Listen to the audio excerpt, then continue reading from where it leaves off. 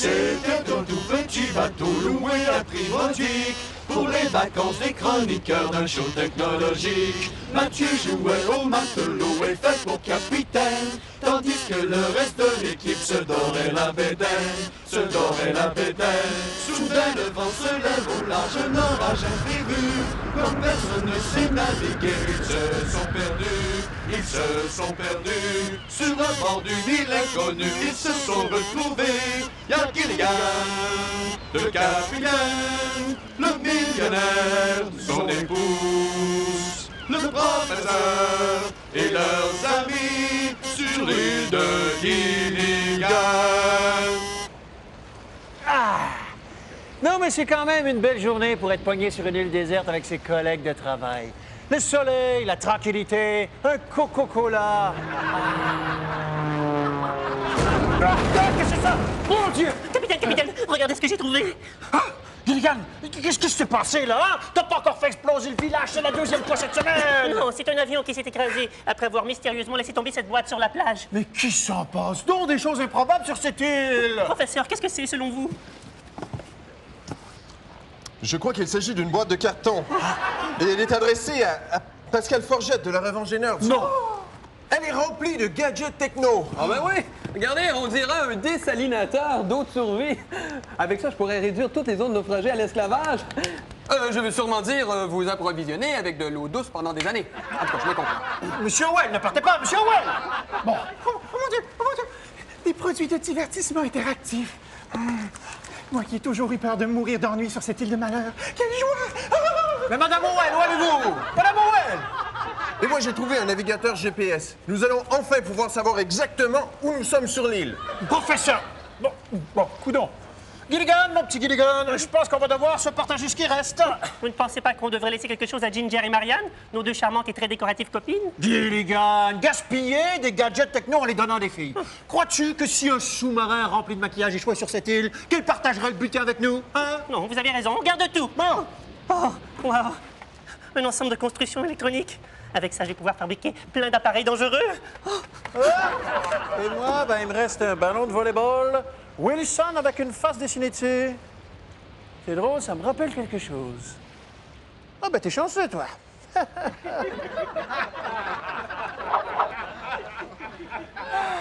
Mon cher mari, c'est bien joli ici, sur cette île, mais j'ai parfois l'impression que nos vies tournent quelque peu en rond. Ah, c'est normal, ma chère. Voyez-vous, il y a 40 ans que l'émission est diffusée en reprise. Nous avons tourné les 98 épisodes originaux et puis le dernier a été présenté en 1967. Puis c'est sans mentionner tous ces téléfilms sans importance. C'était donc cela.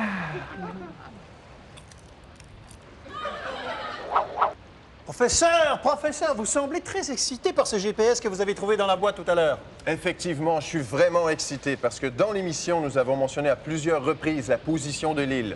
Malheureusement, les informations étaient toujours contradictoires. Nous allons pouvoir enfin déterminer une fois pour toutes où nous sommes précisément sur la planète grâce au positionnement GPS. Ah, expliquez-moi ça, professeur. Qu'est-ce que c'est que le positionnement GPS? Le GPS, c'est une technologie qui permet de se connecter à des satellites, un réseau de satellites qui tourne autour de la Terre et de déterminer précisément sa position. Il suffit de déployer l'antenne, le GPS se connecte au satellite, ça détermine la position et on peut savoir exactement où on est simplement en appuyant sur « Afficher la carte ». Parce que là, c'est un écran tactile. C'est un écran tactile, mais avant de savoir exactement où nous sommes, question de faire une montée dramatique, oui, je vais toucher sur « Où trouver ». Et là, on voit les différentes options qui nous sont offertes. On peut entrer une adresse. Et c'est très facile. Il suffit de commencer à taper, par exemple, la province où nous sommes d'abord. Et les options sont mémorisées. Donc, on sait par défaut qu'on est au Québec.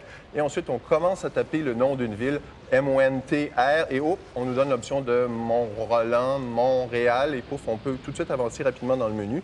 C'est la même chose avec les adresses. On rentre les adresses, le nom de la rue. Dès qu'on compose assez de lettres, tout de suite, on nous suggère les rues probables.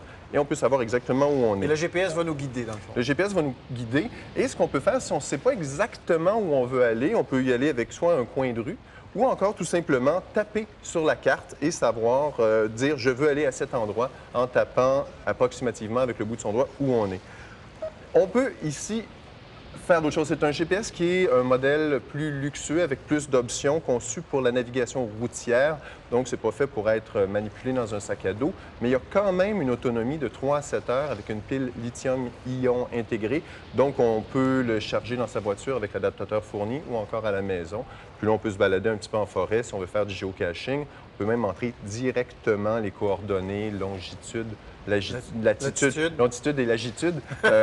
Si on a du géocaching à faire, on peut se rendre en voiture. Ensuite, on peut sortir et entrer les coordonnées. Là, l'affichage est en français. Est-ce qu'il nous parle en français? Oui, ça, c'est l'autre option de luxe qui est dans l'appareil. C'est que l'annonce des rues, par exemple, si je me dirige à un endroit que j'ai récemment trouvé, je peux dire je m'en vais au métro Longueuil. La voix nous parle en français. Il y a 2 voix canadiennes-françaises, Félix et Julie. Rejoindre la route en surbrillance. Veuillez rejoindre la route en surbrillance. Normalement, on nous donne les informations plus précisément. On nous donne le nom de la rue.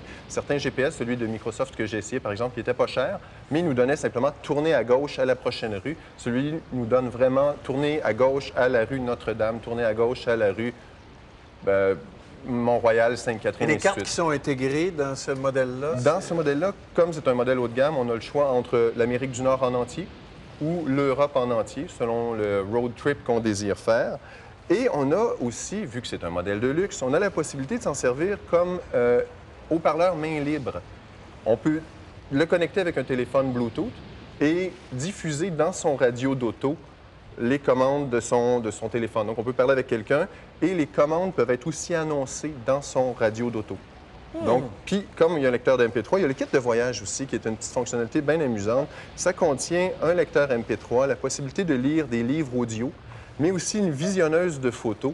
Donc, si on est en voyage, on peut prendre des photos directement de sa carte SD, le mettre dans l'appareil et les visionner dans le GPS. Et pour ce qui est de la position de notre île, professeur... Exactement, où nous sommes. Attendez un petit peu. J'y vais ici, moment dramatique, tension. L'affichage 3D m'indique que nous sommes exactement ici. Enfin!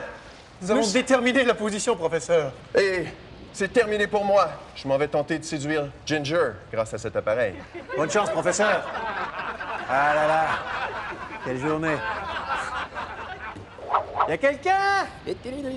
Ah, Monsieur Howell! Je sais pas si vous pouvez m'aider, j'ai une de ces soifs. Ça tombe bien, j'ai exactement ce qu'il vous faut. Parce que je vais vous avouer que moi aussi, je commence à être pas mal écœuré de boire que du lait de noix de coco. Ça goûte toujours un peu bizarre quand je le mets dans mon whisky. Personnellement, à la maison, je ne jure que par l'eau en bouteille. Même quand je prends ma douche, hein? Ah oui, je fais pas de farce avec ça. Mais depuis qu'on est sur l'île, bien sûr, il a fallu s'accommoder, hein? Et puis, la seule chose qu'on a trouvé dans le kit de survie, c'est cet alambic solaire qui ne produit pas beaucoup d'eau, hein? On parle d'à peine 4 litres par jour quand on sait que chaque être humain a besoin de boire au moins 2 litres d'eau douce par jour. Bon, dans le cas de mon épouse, c'est peut-être un peu plus, là. Ouais, j'ai souvent envie de gosser avec cette affaire-là, mais j'ai toujours pas compris comment ça fonctionne. Ah, c'est là qu'on voit l'avantage d'avoir fréquenté un collège privé dans le nord du Vermont. Voyez-vous, moi, je suis capable de lire des dessins dans n'importe quelle langue. Même en noir et blanc. Ah oui? Alors, je vous traduis. En gros, ça explique qu'il faut commencer par souffler l'alambic parce que sinon, si on le laisse comme ça, c'est un peu trop compact et ça ne fonctionne pas. Et puis, une fois qu'il est gonflé, on va mettre 10 litres d'eau de mer à la base. On va attacher le tout et nous allons mettre ça au soleil. Et là, ce qui se passe, je vous vois hésitant, c'est que la condensation va s'accumuler le long des parois et ça va descendre jusqu'à la base dans les gouttières de récupération où on prend l'eau douce. C'est que les alambics distillent l'eau, donc ça en sépare les molécules comme le sel de l'eau. Très pratique. On recueille l'eau douce au fond, là? Exactement. C'est ça, c'est ce qui m'inquiète, c'est que j'ai vu le professeur Forgette faire un petit pipi à l'intérieur de l'alambic un petit peu plus tôt. J'aurais dû l'arrêter. Non, pas du tout. C'est une vieille technique de survie parce qu'avec un alambic, on peut en effet même utiliser l'urine qu'on distille pour en faire de l'eau douce. Mais bon, ça, d'habitude, c'est dans les cas extrêmes où l'eau de mer n'est pas disponible. Puis là, bon, de toute évidence, on est entouré d'eau. Alors, la prochaine fois que vous le voyez, en effet, arrêtez-le parce que ça a beau coûter quelques centaines de dollars à peine, c'est très difficile à trouver. Oui, surtout sur une île déserte. En effet. Mais là, vous me dites que vous avez trouvé quelque chose qui va mettre l'eau à la bouche, si je peux me permettre l'expression. Oui, l'eau à la bouche, mais pas à n'importe quel prix, hein. Mais ne vous en faites pas, je vais quand même pas vous vendre ça aussi cher qu'un litre d'essence. Voyez-vous, sur les grands bateaux de plaisance, comme sur mon yacht de 750 pieds qui est resté à port, il y a souvent des dessalinateurs électriques, des pièces fixes. Mais là, le Survivor de Catadane est le premier et le plus petit dessalinateur manuel au monde. selon le livret d'instruction, bien sûr. Et c'est très facile à utiliser. Très facile, oui. Comment ça fonctionne? D'abord, il faudrait avertir le professeur Forgette que c'est une pompe à eau seulement. Oui. Parce que ça ne va pas décontaminer l'eau, ça ne va que la dessaler. D'accord. Comme je disais, c'est très facile. Vous commencez par introduire l'embout filtre dans l'eau à traiter. Il y a un autre petit tuyau qui va là, et l'eau qui va sortir ici sera l'eau douce. Elle sort par le tuyau. Et là, on se met à pomper. Bon, là, je suis en train de faire un dégât sur l'île, mais c'est pas grave, c'est du sable à grandeur. Et ce qui va se passer, eh bien, c'est que l'eau va rentrer et passer par un filtre ultra fin, un filtre moléculaire. Moléculaire, dites-vous? Et qui va laisser passer que les molécules d'eau. Et ça, pour ça, ça a besoin d'une grande pression. C'est ce qu'on appelle l'osmose inverse. Et on parle d'environ 800 PSI ou 555 bars pour faire passer l'eau à travers les différentes membranes. Et avec votre bras, vous êtes capable de fournir toute cette énergie? Eh oui! Et ça, c'est grâce à un système de récupération de la pression, un brevet unique à Katadyn. Alors, on produit environ 1 litre d'eau douce par heure, donc on peut en sortir environ une vingtaine de litres par jour. Et puis, c'est très délicieux, vraiment, là, vous allez adorer. Le petit rejet d'eau, parce que ça, c'est l'eau douce, et ce qui sort de l'autre tuyau, c'est de l'eau pas douce, donc l'eau salée. C'est une espèce de saumure que mon épouse aime bien récupérer pour mettre en pot ses cornichons. Sacré gourmand. J'aimerais bien goûter votre eau, si vous voulez bien, monsieur Well. Vous allez voir. Et voilà! Ah! Effectivement, c'est délicieux. Après 742 jours de Coca-Cola, là, ça fait du bien. Profitez-en, hein, parce que comme dit Killer Gambini, coin Sainte-Catherine et Saint-Laurent, le premier échantillon est gratis. Pour les autres d'après, on discutera du prix. Je vous reconnais bien, monsieur Well. Le petit fil bleu dans B4, Gilligan. D'accord, professeur. Maintenant que Ginger et Marianne ne sont pas là, on peut se le dire entre hommes. Ginger est vraiment plus haute. Oh, moi, j'ai toujours préféré Marianne. Oh. Ah, mais Ginger, quand même. Ouais. Ça fait une voix de chaque côté. Si on demandait au capitaine ou M. Howell de trancher. Oh, moi, je ne me fierai pas sur M. Howell. Avez-vous vu ce qu'il a marié? Bon point, Gilligan. Touché, coulé. Si vous avez un commentaire sur l'émission, vous pouvez joindre le service à l'auditoire de Z-Télé par courrier, également par téléphone au système ATS et bien sûr via le site ztélé.com.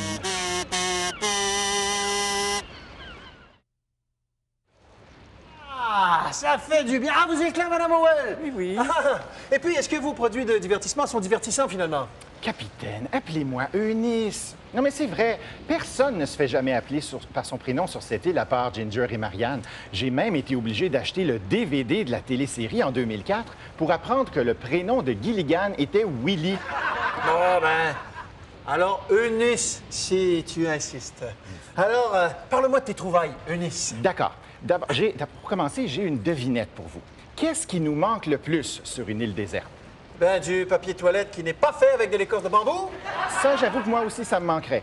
Mais pour un gamer, l'absence d'électricité, c'est encore bien plus grave. Heureusement, l'avion cargo contenait un chargeur solaire Logic 3 qui est conçu spécialement pour les consoles portatives comme la PSP de Ginger et la Nintendo DS de Gilligan. Et comment ça fonctionne?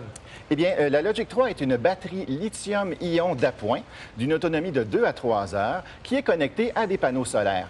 Au soleil, quand il fait beau, la batterie se charge environ en 4 heures. À l'intérieur, sous une lampe, ça prend une dizaine d'heures. Lorsque la batterie est bien chargée, on peut la connecter à la console portative par un câble, que ce soit pour jouer en direct ou pour recharger la batterie interne de la console. Donc, t'as mué, Eunice. Puisque Logic 3 est une batterie externe, je comprends qu'on n'est pas obligé de laisser notre console au soleil pour qu'elle se recharge là, pendant des heures. Heureusement, parce qu'une PSP au soleil, ça fond. Bon, alors, est-ce que le chargeur Logic 3 est facile à trouver dans un endroit isolé comme ici ou encore à Victoriaville? Pas vraiment, parce que le Logic 3 est officiellement distribué juste en Europe. Mais il y a quelques boutiques Internet qui en importent et qui peuvent les vendre pour environ 35 $ plus les frais de livraison. J'en ai aussi vu un tout neuf récemment sur eBay, vendu par une boutique ontarienne pour 3,28 $. Ah, ben c'est chouette de jouer à tous ces jeux vidéo-là de façon portative, mais j'aurais aimé trouver un jeu qui traite des aventures qui ressemblent à la nôtre, là. Ah, ben ça aurait été bien plaisant d'avoir un jeu vidéo basé sur nous. Mais à l'époque où on a tourné la télésérie Gilligan, les ordinateurs pesaient 15 tonnes et ils coûtaient plus cher qu'un container de Ferrari. Heureusement, ça n'est pas la même chose pour les naufragés d'aujourd'hui. Alors, Ubisoft Montréal est en train de nous concocter un beau petit jeu vidéo basé sur la télésérie Lost, que Radio-Canada présente ici sous le nom de Perdu. Et jusqu'à maintenant, qu'est-ce qu'on sait sur ce jeu-là? Très peu, parce que tout le monde chez Ubisoft est aussi muet qu'une carpe qui fait du pantomime avec la bouche cousue. Ça, c'est muet, ça. C'est très, très muet. Oui. Alors, on sait que le jeu sera disponible sur toutes les plateformes, donc console, console portative et PC. On pense aussi qu'il introduira de nouveaux épisodes qu'on n'a pas vus dans la télésérie et peut-être même des nouveaux personnages qui feraient leur première apparition dans le jeu avant de migrer à la télévision. Mais c'est vraiment tout ce qu'on sait. Quand est-ce que ça devrait sortir? Au 2e ou au 3e trimestre de 2007, peut-être en mai. J'espère qu'on aura tous quitté cette île à temps pour en profiter. Et si on veut se distraire avec une histoire de gens perdus, là, une histoire qui se ressemble un peu à la nôtre, qu'est-ce qu'on fait? Bien, certains de nos téléspectateurs se rappelleront peut-être de Gilligan's Planet, une série animée de 12 épisodes diffusée en 1982, où notre joyeuse bande quittait l'île pour se retrouver perdue sur un autre monde.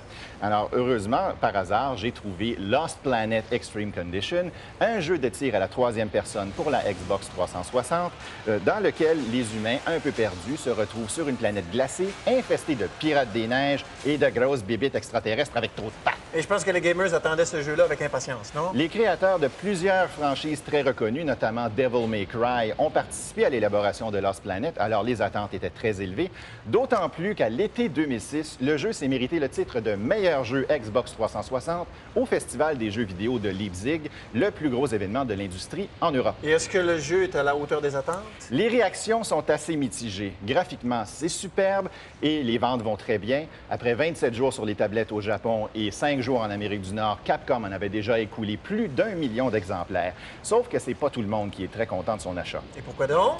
Bien, Capcom est surtout reconnu pour avoir développé des jeux de zombies, comme Resident Evil et Dead Rising. Les joueurs se plaignent que l'intelligence artificielle dans Lost Planet fait pas mal zombie, elle aussi.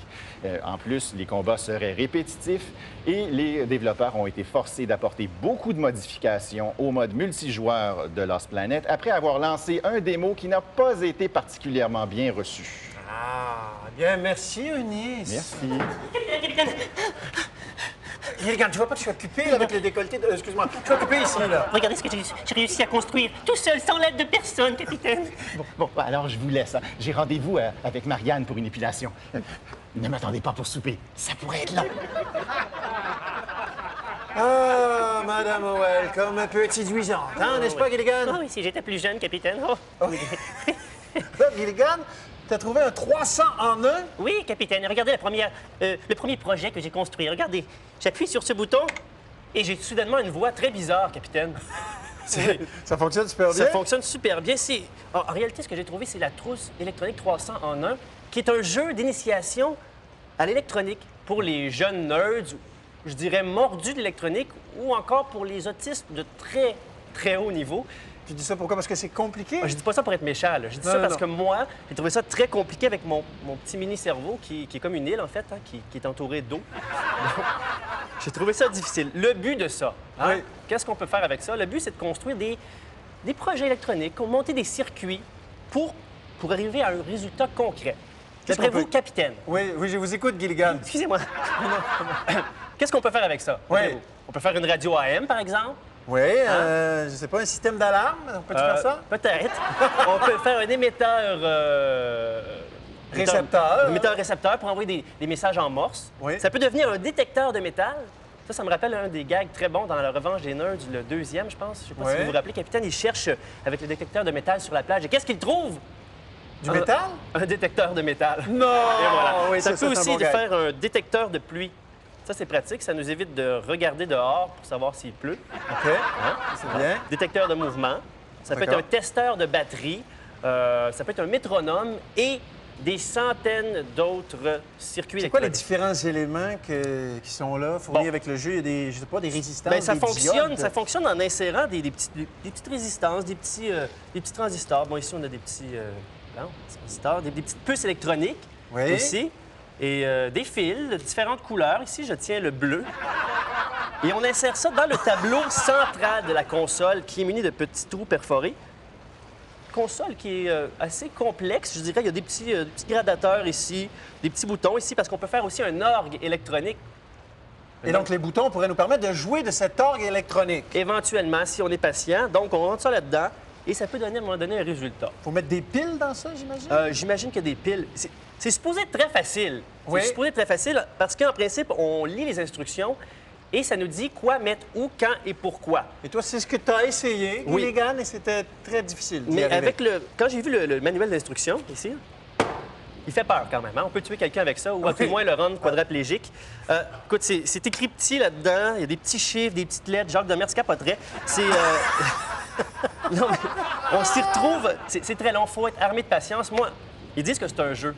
Et je m'imagine pas dire à mon fils finis tes légumes si tu veux jouer avec ton jeu de construction de circuits électroniques. Tu trouverais ça dur un peu. Je trouverais ça difficile un petit peu. Mais quand même, j'ai essayé. J'ai réussi à faire le changement de voix. Et on a essayé en groupe tout à l'heure avec M. Howell, Mme Howell, de créer la radio AM. Et tout ce qu'on a réussi à entendre, c'est le docteur Maillot très loin qui prescrivait des antipsychotiques, mais on l'entendait pas très, très bien. Donc voilà, c'est... Bon, écoute, Gilligan, je vais t'offrir une banane là-dessus, si tu veux bien. Oui, ça va? Ben, merci beaucoup pour cette présentation, Gilligan. Ben, ça me fait plaisir. Merci. Oh, merci, capitaine. De rien.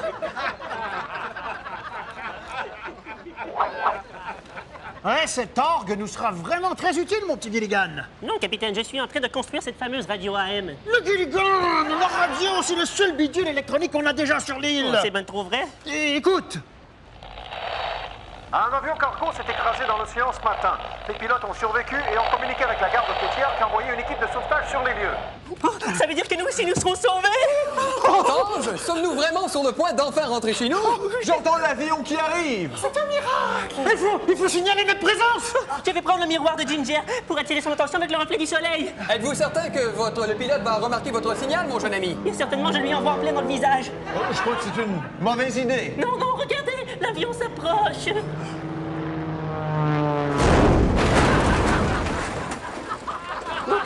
Oh, mais je crois qu'on va être pris ici encore pour un bon bout de temps. Bah, au moins, nous avons tout ce qu'il nous faut pour survivre un autre épisode.